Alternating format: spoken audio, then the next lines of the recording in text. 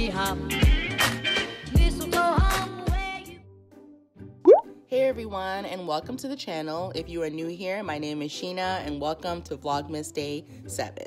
So on this channel, I like to do Vlogmas a little bit different than the traditional style. I like to sprinkle in different videos here and there to keep things interesting. So for today's video, I'll be sharing some of my art from Procreate. I was feeling really inspired and motivated yesterday to make some more stickers for my shop, and so I figured I would share my prototype with you guys on screen. So for those of you who have never heard of or seen a Procreate speed paint video, it is basically just a time lapse of an artist drawing on their iPad in the Procreate app. I actually got inspiration from a YouTuber named Ergo Josh. I'll put his link below for his channel, but he is an amazing artist and he recently did a Procreate speed paint video and did a little chit chat over it, and so I figured I would do that with you guys and of course open up with you even more. So friendly disclaimer, this is not a tutorial, but I'm totally opening to recording one in the future for you guys. If you're interested, just let me know below in the comments area. So as far as today's topics, we'll be talking about freelancing, how I make money as a freelancer, making money on YouTube, all that juicy tea that you guys want to know.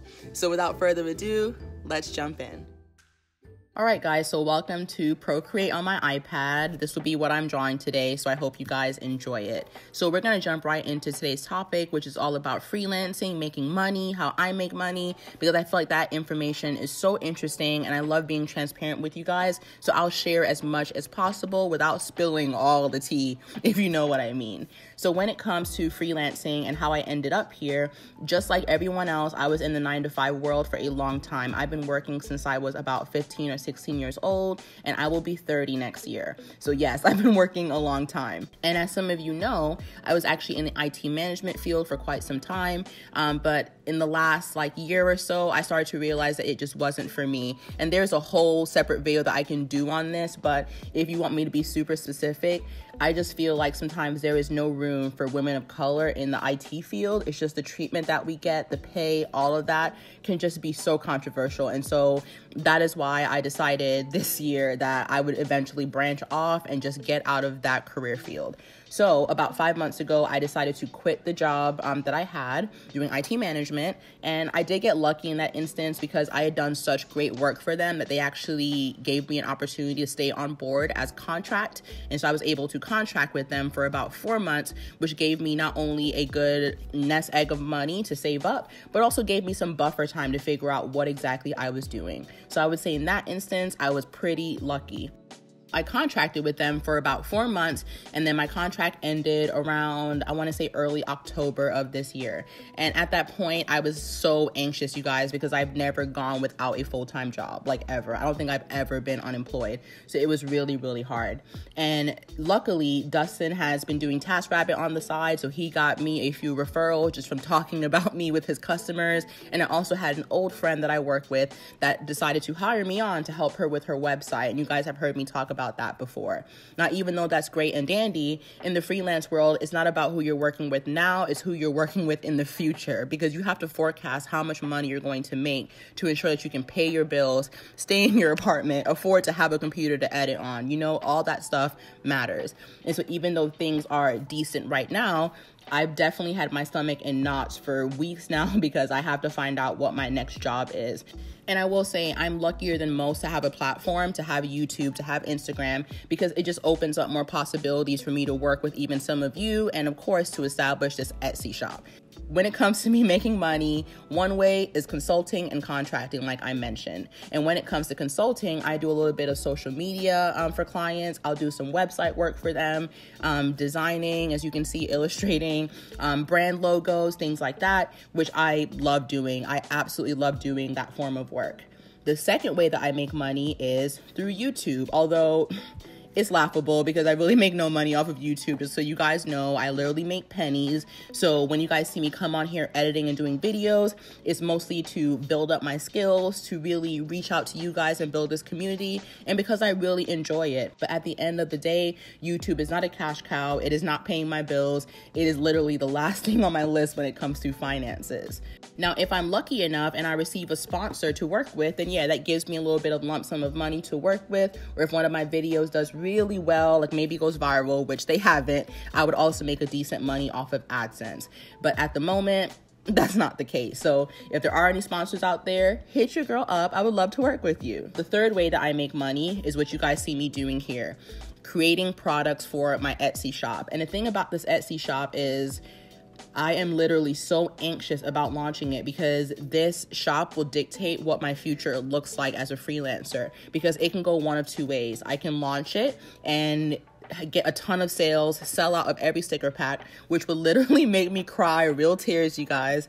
But the other side of that is I could make 5 sales. I could sell 5 sticker packs, and that's what it is. So for many of you that are asking, like, what is the most, difficult part about starting an Etsy shop, or what makes you anxious?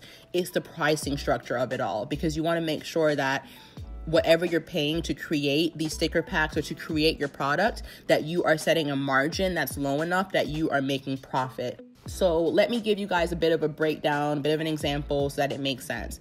Let's say it costs you $5 to make a sticker pack. Between sticker paper, ink, labor hours, whatever, it costs you $5. You don't want to sell the sticker pack for $5 because at the end of the day, you're breaking even, if not coming in with a deficit. You're not making any money because you have to include shipping. You have to include the packaging materials.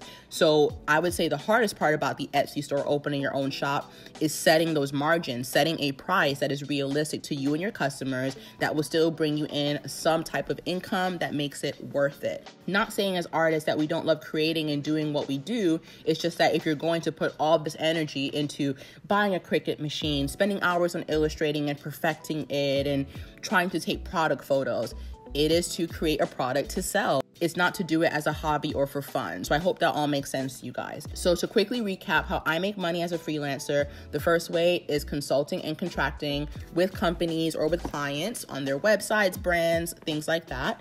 The second way is doing YouTube, which I don't really make any money off of, but if I get a sponsor deal, that helps out a ton. And the last way is opening up this Etsy shop and selling physical product to customers to make money. So that is what it sounds like. And I will end with this. I've received so many comments just saying like, oh, Sheena, you're so real. We appreciate your transparency and the fact that you're just a normal person trying to make it. And I appreciate that so much, because those are really the videos that I like to watch. I like to see real people just hustling, trying to make their way through this world. But I do want to just notate this, that if I continue on this route and I do everything right and I really do become successful, my lifestyle may change. And that doesn't mean that as a person I will change, but it's just something to consider when we're talking about these bigger brands, these bigger YouTubers, is everyone starts small and then eventually something happens in their life that allows them to basically scale and expand what they're doing. So if I'm lucky enough, that will happen to me. But in the meantime, you'll continue to get this realistic, transparent content from me, from a normal person in New York City trying to make it. All right, guys, so I truly hope you enjoyed seeing this creation process on screen. I truly enjoy watching other people's videos like this, so I hope it was even semi-informative, even though it's completely sped up. I will say in total, the sticker pack probably took me about 3 to 4 hours to make because I'm such a perfectionist and I kept seeing things that I wanted to change that just didn't look right. It's just the way that I am. But I hope you guys enjoyed that. I hope you enjoyed that information that I shared with you. Be sure to keep sending me your questions because I am saving them for a future Q&A. I love and appreciate you guys so much, and I will see you in Vlogmas Day 8. Bye, guys.